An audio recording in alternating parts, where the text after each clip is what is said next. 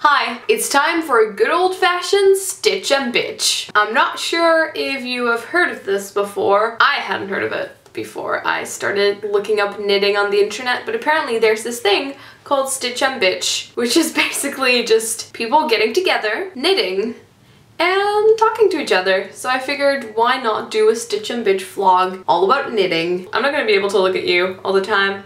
Sorry. I haven't even thought about what I was doing. I'm doing something simple. Okay, so I mentioned this in my New Year's resolutions video that I'm knitting stuff. I guess not a lot of people knit. At least that's what I thought, but apparently a whole bunch of my friends are into knitting. One of my friends, called Sarah, who has been in a couple of my videos, is a really good knitter, and she's been doing it for forever, and she actually got me this for my birthday. She made me this beautiful elf hat.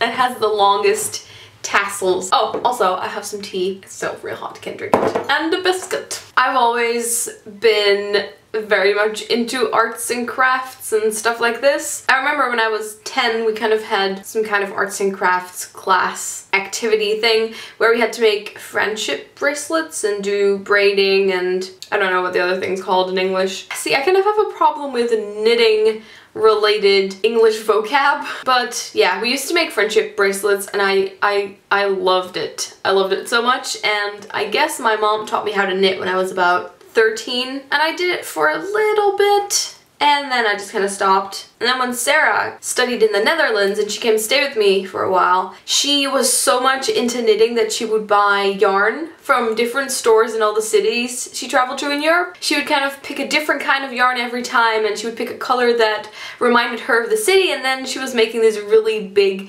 Europe blanket, and I thought that that was such a wonderful idea that I kind of started knitting with her, and whenever I would visit her it would take about 3 hours by train, so I would knit on the train, which always got me some funny looks. I wouldn't say I'm very good at it. I don't make a lot of mistakes. I'm not very fast either, but I'd say I'm doing okay. I just bought this really cheap yarn to practice with, and I also have this blue one. So when I kind of started knitting again, maybe in October or November, Lena and I started knitting again. I was like, oh, that's fun. But what I didn't know was that she had been knitting for a while because she was working on my birthday present. It must have taken forever. Here it is.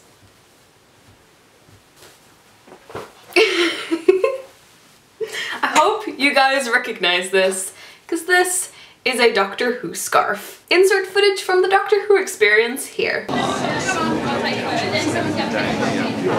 I've never actually watched the episodes with the doctor who had this scarf. It was Tom Baker, and this scarf is incredibly long. I can't see how this would be very practical to have. You're traveling all across the universe and you're bound to trip on it at some point. But there's this really cool website, drwhoscarf.com, and they actually have a pattern because someone spent a lot of time looking at all the episodes, and this is the exact pattern that was used in one of the seasons.